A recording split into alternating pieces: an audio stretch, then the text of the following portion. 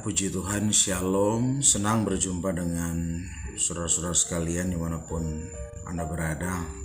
Salam sukacita, salam damai, salam sejahtera, anugerah Tuhan yang melimpah boleh Tuhan berikan kepada setiap kita, khususnya di hari ini. Dan malam hari ini saya boleh hadir di hadapan saudara lewat perenungan firman Tuhan dalam program Inspirasi Allah dari saya, Pastor Dede Abraham Pesik di Ephata Gospel Ministry. Dan malam hari ini saya akan berbagi kebenaran Tuhan yang di hari-hari ini sangat begitu banyak di kalangan-kalangan kekristenan, bahkan di luar Kristen, bahkan di kalangan-kalangan hamba-hamba Tuhan, banyak yang berbicara hal ini. Dan sebelum saya akan memulai perenungan firman Tuhan di malam hari ini, saya akan membuat satu penegasan dari satu firman Tuhan yang akan saya baca untuk memulai khotbah saya pada malam hari ini. Firman Tuhan terambil di dalam Amsal pasal 27 ayatnya yang ke-6. Saya akan baca. Seorang kawan memukul dengan maksud baik, tetapi seorang lawan mencium secara berlimpah-limpah. Saya mulai berpikir dan mulai merenungkan ayat yang saya temukan, sebenarnya yang paling sangat fenomenal, yang paling sangat familiar, yang paling sangat dibicarakan orang, disampaikan orang justru di ayatnya yang kelima. Firman Tuhan katakan begini, lebih baik teguran yang nyata daripada kasih yang tersembunyi. Tetapi malam hari ini saya ambil di dalam ayatnya yang ke-6, ayatnya yang selanjutnya. Itu akan jadi pokok pembahasan saya, berbicara tentang kawan atau sahabat. Sesungguhnya kita adalah manusia yang diciptakan Tuhan, makhluk yang sosial, makhluk yang tidak bisa hidup sendiri. Justru pada waktu manusia diciptakan, Adam manusia pertama, justru Tuhan berfirman dengan sebuah kalimat bahwa tidak baik bahwa manusia itu hidup seorang diri saja. Itu berarti bahwa memang Adam butuh friend, Adam butuh teman, Adam butuh sahabat di sampingnya untuk dia melalui proses perjalanan hidup. Sangat baik sebetulnya kalau kita ada bersama dengan orang-orang yang ada di sekitar kita. Kita bisa berbagi cerita, kita bisa kita bisa saling berbagi, saling bertukar pikiran, saling kita celoteh, mungkin itu memunculkan kesan-kesan yang justru enak. Nah, malam hari ini saya ambil di dalam Amsal 27 ayat 6 ini. Sebenarnya saya punya maksud untuk menjelaskan bahwa ini yang sering terjadi di tengah-tengah kehidupan orang percaya di hari-hari ini. Karena firman Tuhan jelas, bahkan Amsal telah penulis ini, bahkan Tuhan telah pakai dia untuk mewahyukan dari sisi atau sebagian daripada kehidupan manusia yang kadang-kadang kita hidup berdampingan dengan saudara-saudara kita atau orang-orang yang ada di sekitar kita, dan menjadikan orang-orang itu adalah sahabat. Nah, kalau kita berbicara tentang sahabat, itu sudah pasti orang ini sangat dekat dengan kita. Orang ini tetap terus berafiliasi dengan kita. Lama-kelamaan kalau kita bersahabat, kita akan mengenal satu dengan yang lain. Artinya kalau saya bersahabat dengan si A, nah kita akan saling kenal. Semakin hari semakin kita tahu siapa dia dan dia tahu juga siapa kita. Nah, namun ada sebuah indikasi yang sangat esensi di sini yang sering terjadi. Amsal sedang mau mengkonfirmasikan, mau menjelaskan mengenai tentang ada orang yang menjadi teman atau sahabat kita. Itu seperti ayat firman Tuhan dalam Amsal 27 ayat yang ke-6. Ini sering terjadi. Dia katakan begini, sekali lagi, seorang kawan memukul dengan maksud baik, tetapi seorang lawan mencium secara berlimpah-limpah. Perhatikan baik, ini sebetulnya kalau saya pelajari, ini sifatnya si ular, sifatnya iblis, sifat setan yang bercokol di dalam pribadi orang yang dekat dengan kita, atau bisa saja itu kita sendiri. Dan sahabat atau kawan, teman seperti ini, itu sangat otomatis dia akan merugikan temannya sendiri. Itu akan terindikasi seperti itu. Dia akan merugikan sahabatnya sendiri. Tetapi kita akan melihat bahwa sahabat-sahabat yang seperti ini sebenarnya, kalau sahabat mencium, menurut saya wajar. Sahabat mencium menurut saya wajar. Jadi saya berikan sebuah statement di malam hari ini. Kadang-kadang ada sahabat yang memukul dengan kasih.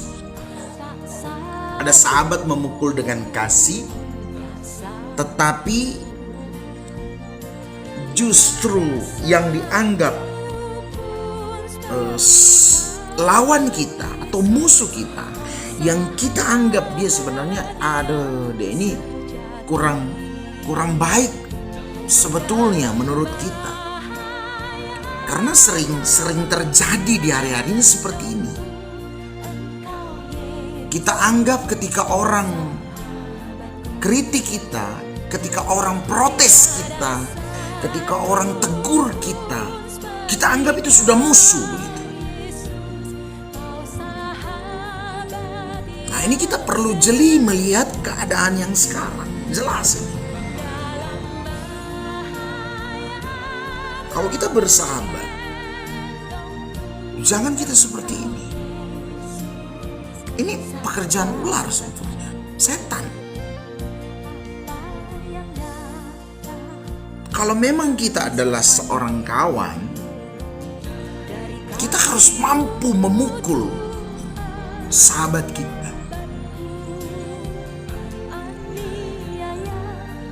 Coba lihat.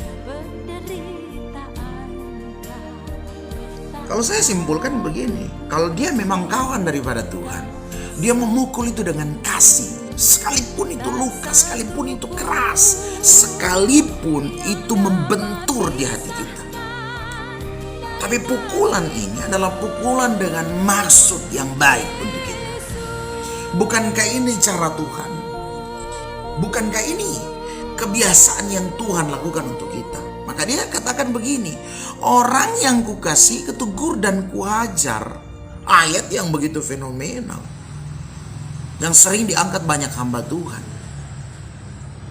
Nah, bagaimana orang selalu berpikir begini, kalau dia di dalam pertemuan ibadah, terus ada pengilhaman, ada suara Tuhan, ada karunia-karunia seakan kelihatan main di dalam bentuk seremonial ibadah, wah itu baru bagus diterima. Salah, saudara. Bukan hanya itu saja yang bagus. Sebetulnya dalam kehidupan kita sehari-hari, kita beri masukan, kita beri pandangan, kita coba kritik. Kita harusnya berikan pemahaman, kita edukasi teman kita. Itu sahabat yang baik. Sekalipun itu sakit, sekalipun itu terluka. Artinya seorang sahabat dalam artian seperti ini. Seorang kawan memukul dengan maksud baik. Memukul ini, itu dia pakai benda. Itu benda yang tidak tajam. Tapi itu membuat pribadi yang dipukul itu seakan bisa jerah. Contohnya saya didik anak saya pukul dia. Itu membuat dia jerah. Kalau melukai lain lagi. Kalau melukai kita berarti menggunakan bahan yang tajam. Nah, kita melukai, itu tidak boleh. Tetapi firman Tuhan mengajar. Justru Amsal yang ajar bahwa di ujung cemeti ada emas. Artinya kita butuh pukulan untuk kita menjadi jauh lebih baik. Kita butuh pukulan untuk kita menjadi jauh lebih baik. Sekalipun itu agak memar, tapi gak boleh melukai. Itu seakan membuat setiap pukulan datang kita merasa perih bahwa ini sebuah hal yang menjadikan hal ini adalah hal yang sangat emergensi. Saya kembali lagi kepada cerita yang tadi. Banyak orang ketika menegur menggunakan harus ini ada di bawah tekanan karunia, ada di dalam kekuasaan Roh Kudus. Itu benar, itu sangat benar. Tapi saya mau bilang begini, kalau kita memberikan pandangan, kita memberikan sebuah nasihat kepada sahabat kita, teman kita, saudara kita, itu bukan kita harus butuh karunia-karunia saja yang lain. Kita bicara berdasar pada firman, saya rasa itu tidak ada beda dengan bagaimana ketika Tuhan pakai kita dalam karunia terus kemudian kita menemplak seseorang, kita tiba-tiba kita beritahu sebuah hal yang rahasia. Bagi saya begini, Kejadian sampai Wahyu yang dibakukan menjadi Alkitab, bagi saya ini sudah sangat sempurna untuk membuat manusia jauh lebih baik. Kita harus mengerti. Nanti saya akan jelaskan di lain waktu mengenai tentang bagaimana manusia harus hidup berpadanan dengan Alkitab, dengan berpadanan dengan panggilan untuk melakukan kehendak Allah. Nah, itu yang nanti akan jadi pokok pembahasan saya nanti. Tapi malam hari ini saya akan berbicara tentang sahabat. Dan sekali lagi kita kembali ke dalam Amsal 27 ayat 6. Nah, seorang kawan itu memukul dengan maksud baik. Jadi seorang kawan yang baik, seorang sahabat itu harus, ini salah satu fungsi persahabatan. Bagaimana manusia harus tahu bagaimana bersahabat dengan baik, membangun sebuah sistem cara berteman yang baik. Amsal 17 pun ayat 17 dia bilang begini, seorang sahabat itu menaruh kasih setiap waktu. Menaruh kasih setiap waktu. Amsal 17 ayat 17 itu jangan saudara tafsirkan atau saudara berpikir bahwa kalau kita berbicara tentang kasih itu selalu yang enak. Enggak. Tidak. Justru Amsal 27 ayat 6 ini sebaliknya dikatakan seorang kaum memukul dengan maksud baik. Itu kasih itu. Kalau kita bicara tentang maksud baik, itu kasih yang berstandar firman. Sebabnya Wahyu pasal 3:19, orang yang kukasihi kutegur dan kuajar. Sifat Allah itu menegur. Nah, kalau ada Kristus, ada Allah atau ada Tuhan dalam hidup kita, kita harus mampu untuk menegur. Nggak usah perlu kita persoalkan atau pertanyakan, perlu nggak seorang yang biasa menegur harus ditegur? Ya harus bisa ditegur juga dong. Tapi dengan ada beberapa mekanisme bagaimana cara kita menegur.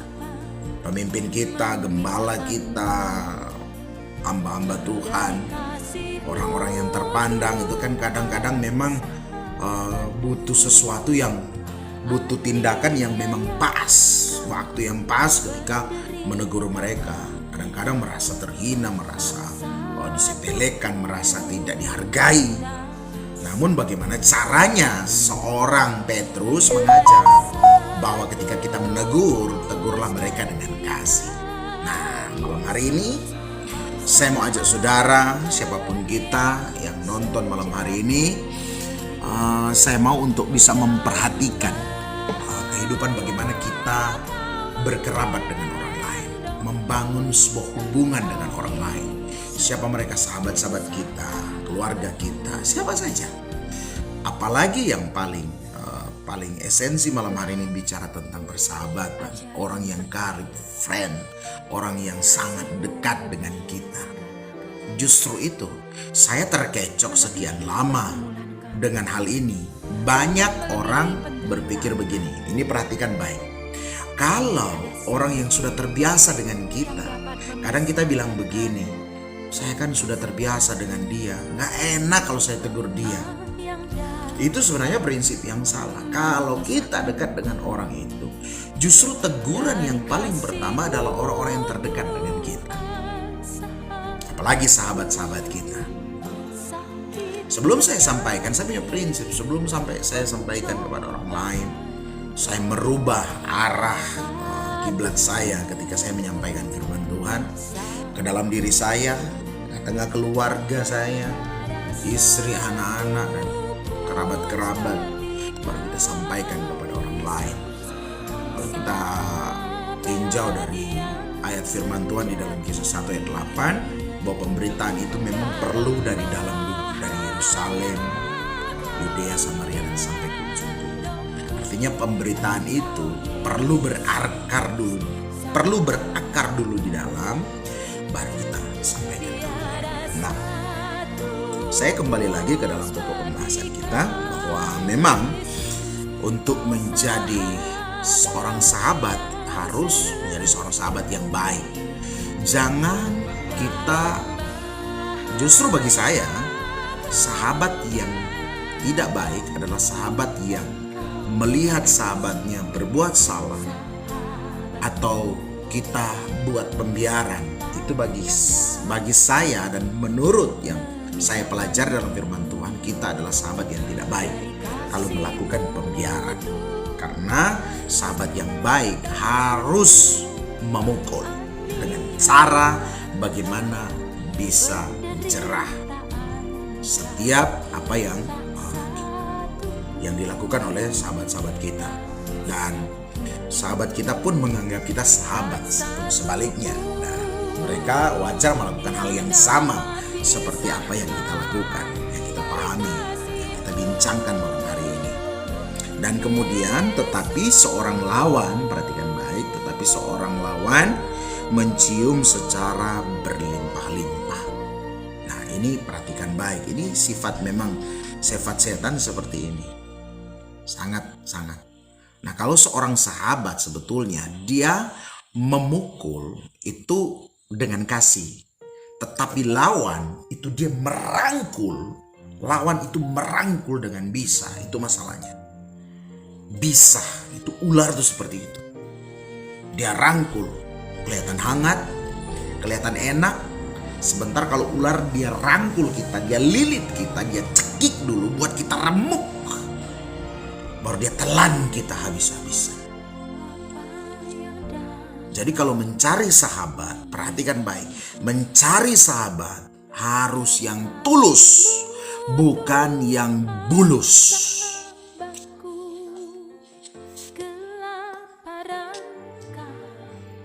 Kalau yang bulus, wah, saya nggak tahu mau bicara apa lagi. Coba perhatikan baik. Nah, hal ini yang sangat esensi di dalam persahabatan. Tetapi malam hari ini saya mau mengajak untuk kita memahami sebuah kebenaran firman Tuhan yang luar biasa. Saya akan buka satu kebenaran di dalam Injil Yohanes pasal 15. Saya akan buka ya.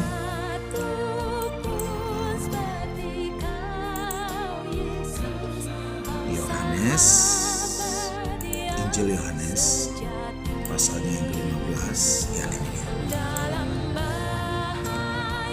Mulai dari ayatnya yang ke-13.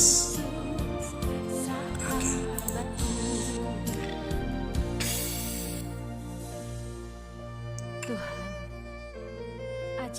Injil Yohanes pasal 15 ayat yang ke-13, firman Tuhan katakan begini.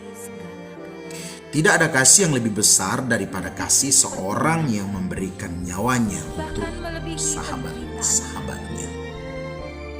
Ayat 14, kamu adalah hambaku, kamu adalah sahabatku, jikalau kamu berbuat apa yang kuperintahkan kepadamu. Ayatnya yang ke-15, 3 ayat saja. Aku tidak menyebut kamu lagi hamba, sebab hamba tidak tahu apa yang diperbuat oleh tuannya. Tetapi aku menyebut kamu sahabat karena aku telah memberitahukan kepada kamu segala sesuatu yang telah kudengar dari Bapakku. Nah, perhatikan baik. Malam hari ini saya mau menjelaskan bagaimana kita menjadi seorang sahabat yang baik. Kalau Amsal 17 ayat 17 berkata bahwa kita harus menaruh kasih setiap waktu, setiap saat. Berarti kita punya pandangan khusus bagi sahabat kita. Kalau kita punya pandangan khusus, berarti ada perhatian khusus kepada orang yang kita rasa paling dekat dengan kita. Itu seperti Tuhan. Karena ketika Wahyu pasal 3 ayat 19 itu dia bilang begini. Orang yang kukasihi, dia kutegur dan kuajar. Artinya begini. Dia tidak mengajar terlebih dahulu. Dia tidak mencambuk terlebih dahulu. Tidak. Tetapi dia jadikan kita adalah orang-orang terdekatnya. Makanya dia katakan orang yang kukasihi. Bahwa setiap kita, saya, saudara yang mendengarkan, yang menyimak firman Tuhan malam hari ini dalam program Inspirasi Allah, bahwa memang kita perlu sadar bahwa kita disebut sahabat-sahabatnya Tuhan. Nah, Injil Yohanes pasal 15 ayat 14. Nah, Tuhan bilang di sini, kamu adalah sahabatku, jikalau kamu berbuat apa yang kuperintahkan kepadamu. Nah, ini jelas. Karena menurut Amsal 27 tadi ayat 6, bahwa seorang kawan itu memukul dengan kasih, dengan maksud baik. Dalam terjemahan barunya, maksud baik ini yang disebut dengan kasih. Jadi kalau Tuhan menganggap kita kawan, menganggap kita sahabat, ada pukulan.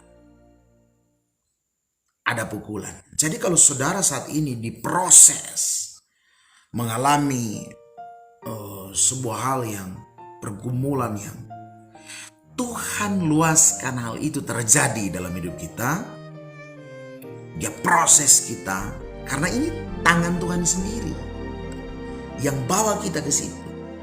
Saudara ingat dalam doa Bapa kami di dalam Matius pasal 6, dalam deretan ayat dalam doa Bapa kami ketika rasul-rasul menanyakan kepada Yesus bagaimana caranya kalau kami berdoa, Yesus memberitakan doa Bapa kami ini. Ada satu kutipan firman Tuhan bilang begini, jangan membawa kami ke dalam pencobaan, tetapi lepaskanlah kami dari yang jahat. Jangan saudara pikir menafsir ayat ini bukan berarti kita tidak dibawa ke dalam pencobaan. Anda salah.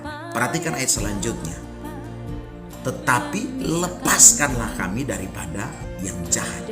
Berarti kita perlu masuk ke dalam, perlu diproses oleh Tuhan, tetapi kita tidak dibiarkan Tuhan. Makanya Tuhan lepaskan kita daripada malapetaka yang menimpa hidup kita.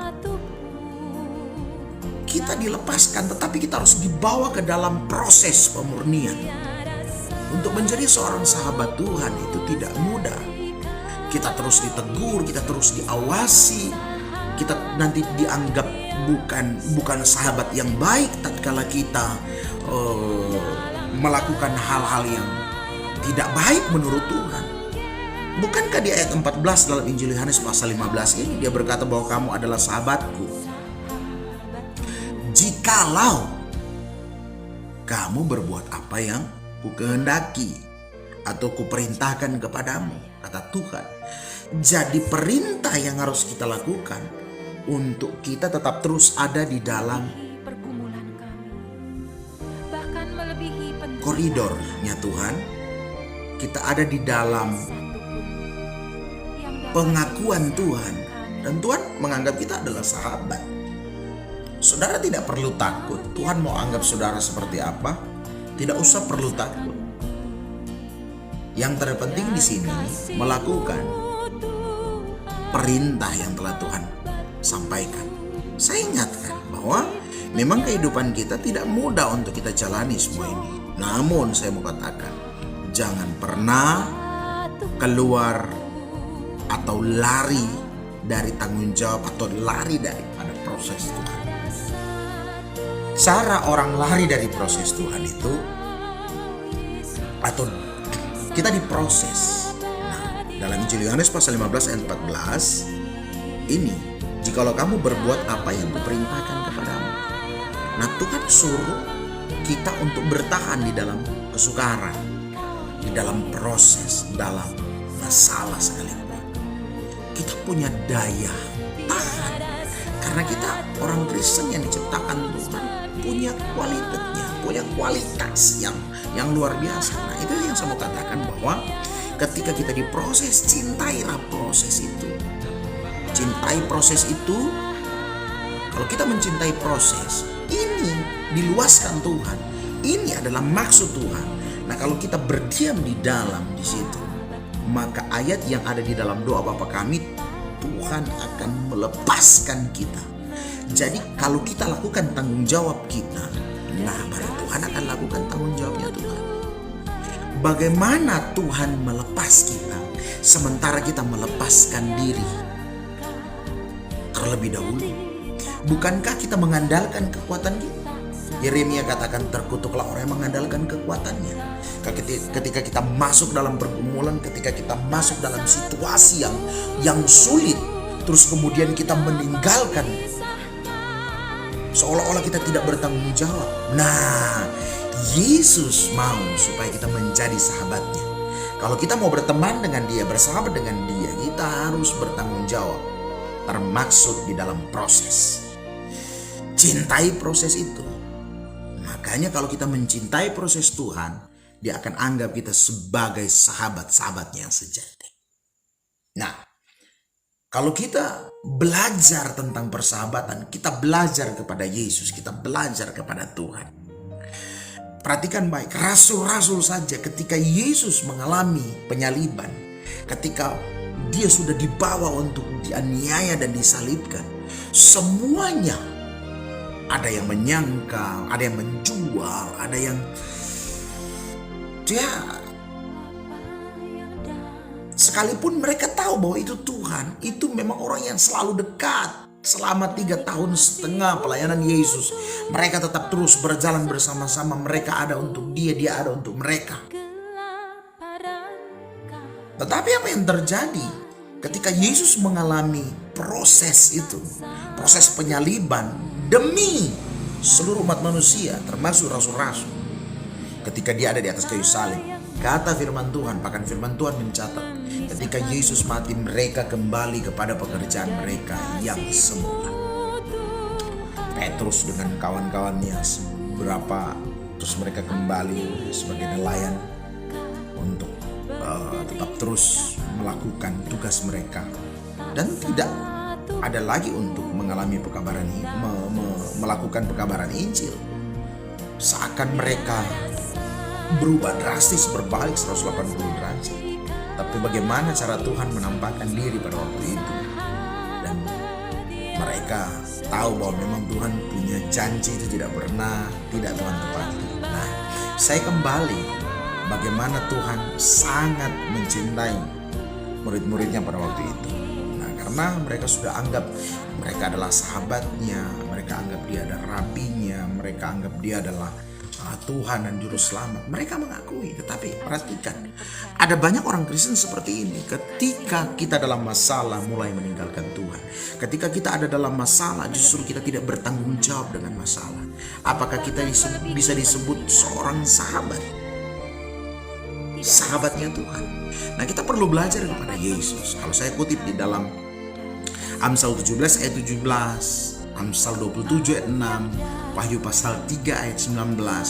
Ayat-ayat ini menceritakan tentang bagaimana cara kita bersahabat dengan baik. Dan semuanya itu ditunjukkan Tuhan. Amsal 27 ayat 6, Amsal 17 ayat 17, Wahyu pasal 3 ayat 19. Tuhan menunjukkan bagaimana ketika dia menganggap kita sebagai seorang sahabat yang baik. Nah, malam hari ini ada 3 poin yang saya harus bagikan secara cepat dalam Injil Yohanes pasal 15 ayat 13 sampai ayatnya yang ke-15. Yang pertama ayat 13, tidak ada kasih yang lebih besar daripada kasih seorang yang memberikan nyawanya untuk sahabat-sahabatnya. Jadi dasar daripada persahabatan adalah kasih. Dan sekali lagi saya mau bilang, kalau dasar persahabatan adalah kasih, jelas Amsal 27 ayat 6, seorang sahabat memukul dengan maksud baik. Sekali lagi bunyi ayatnya, seorang sahabat memukul dengan maksud baik atau memukul dengan kasih. Nah, itu adalah seorang sahabat yang baik. Nah, kalau saya simpulkan dalam Injil Yohanes pasal 15 ayat 13 adalah tidak ada kasih yang lebih besar daripada kasih seorang yang memberikan nyawanya untuk sahabat-sahabatnya. Saya mau bilang begini, persahabatan yang sejati daripada Allah, yang pertama adalah pengorbanan. Ayat 13, tidak ada kasih yang lebih besar daripada kasih seorang yang memberikan nyawanya untuk sahabat-sahabatnya. Ini cara Yesus bertindak, dengan tidak hanya bicara, tetapi dia menunjukkan bahwa bagaimana dia menjadi bukan hanya sekedar rabi pada waktu itu, tetapi dia menunjukkan kasih setianya menjadi seorang sahabat dalam kehidupan kita sebagai orang percaya, sebagai orang Kristen khususnya. Karena menurut saya lebih luas lagi kalau kita kepada setiap orang yang percaya. Nah, orang percaya itu belum tentu semua Kristen, karena Yesus bukannya Tuhan orang Kristen, tetapi Yesus Tuhan bagi setiap orang yang percaya. Nah, malam hari ini saya jelaskan yang pertama, poin yang mendasar seorang sahabat yang sejati adalah dia harus tetap memukul, dan itu membuat jerah daripada sahabatnya itu sendiri. Itu sahabat yang baik. Yang kedua, bahwa kita harus berlandaskan pada kasih. Nah, itu pukulan, perlu ada pukulan. Nah, kasih itu bicara tentang kasih, bicara pengorbanan. Makanya dalam ayat 13 Injil Yohanes pasal 15 ini dia bicara tentang pengorbanan. Seorang kasih itu harus bisa berkorban untuk sahabatnya. Kalau dia tidak mampu berkorban, itu bukan sahabat. Ingat, saya mau tekankan, menjadi seorang sahabat itu tidak mudah.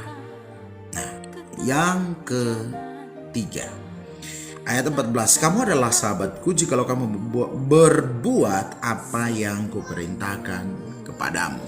Nah, sahabat yang baik, poin selanjutnya adalah melakukan kehendak sahabatnya itu. Melakukan kehendak Tuhan yang adalah sahabat sejati dalam hidup kita. Nah, ada banyak kekosongan, ada banyak kelalaian, ada banyak ketidak bertanggung jawabnya kita sebagai orang percaya untuk menjadi seorang yang dikategorikan sahabatnya Tuhan. Kadang-kadang kita tidak bisa melakukan apa yang Tuhan perintahkan. Kita kadang-kadang tidak bisa menjadi sahabat yang baik, tetapi Tuhan mampu menunjukkan semua ini. Yang ketiga, dia melakukan kehendak sahabatnya, yaitu Yesus. Yang terakhir, ayatnya yang ke-15, perhatikan baik. Aku tidak menyebut kamu lagi hamba, sebab hamba tidak tahu apa yang diperbuat oleh tuannya.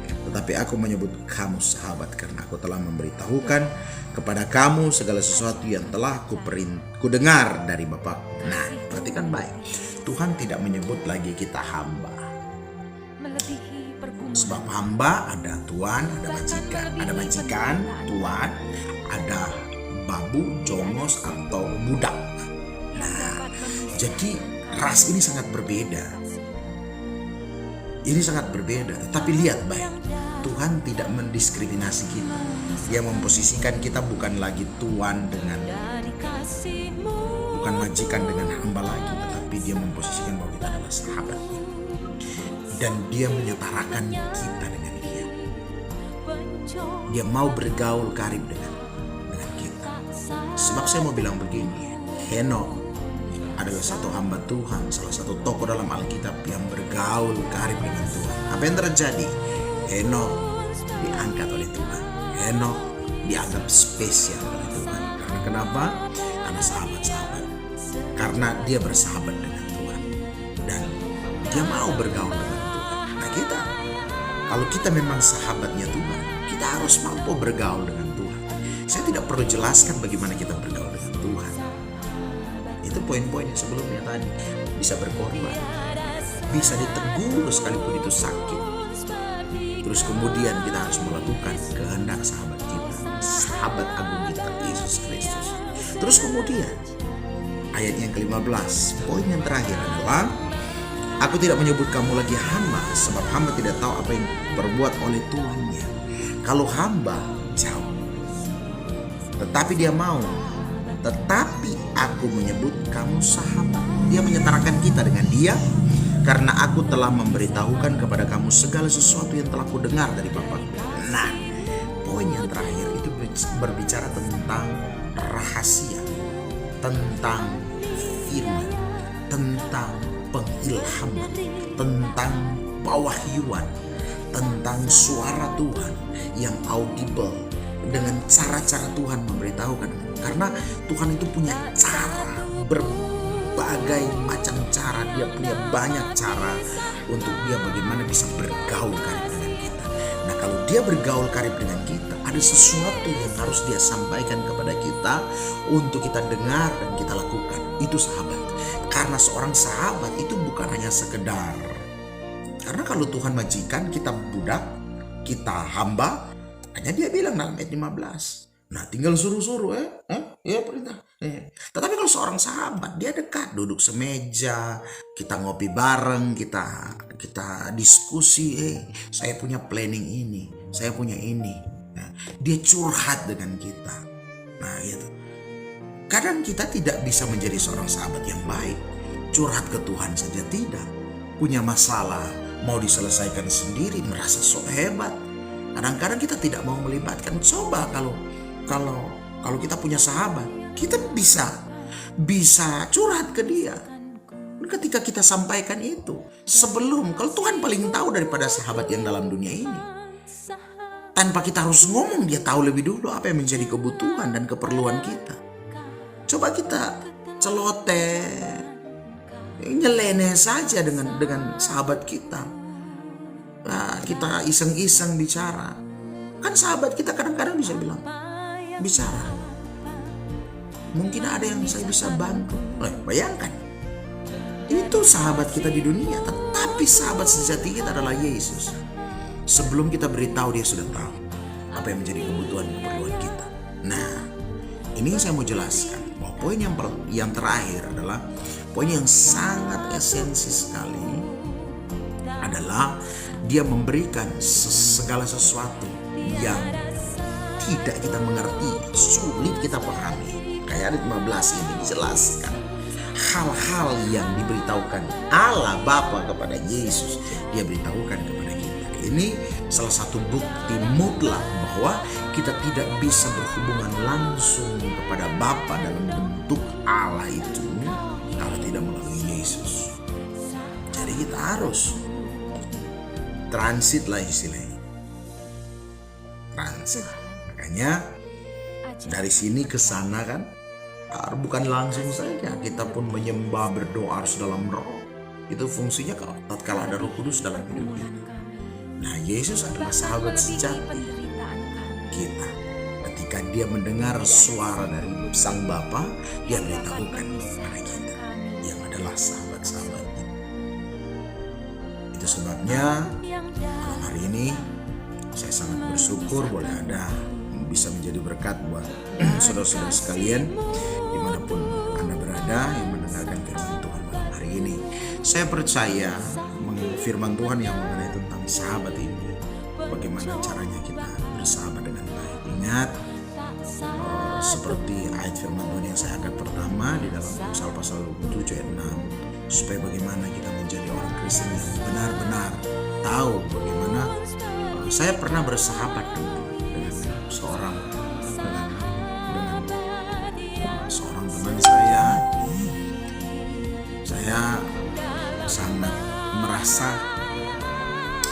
Saya merasa tidak dirugikan. Justru ketika saya memberikan sebuah tanggapan, tapi menganggap bahwa saya itu tidak baik.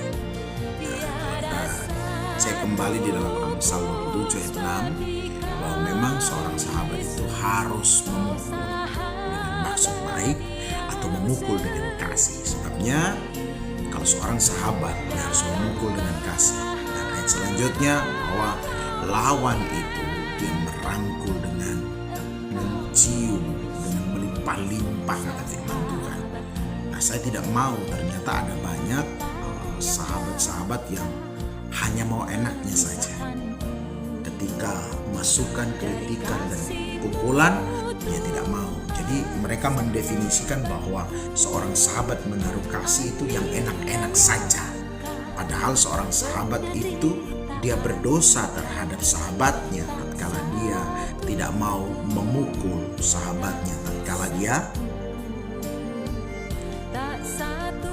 salah. Jadi memukul dengan melukai beda. Karena kalau bicara tentang memukul berarti sesuatu yang bendanya tumpul. Itu bisa berupa rotan, cambuk, untuk membuat orang itu jerah. Tapi jangan melukai. Kalau melukai itu berarti kita membawa barang yang tajam. Kalau kita melukai itu cenderung membunuh. Itu sebabnya kalau kita bersahabat harus bertanggung jawab. Ingat, cari sahabat yang tulus dan jadi sahabat yang tulus, bukan yang bulus. Puji Tuhan, terima kasih. Saudara boleh menyaksikan program Inspirasi Allah dari Efata Gospel Ministry malam hari ini.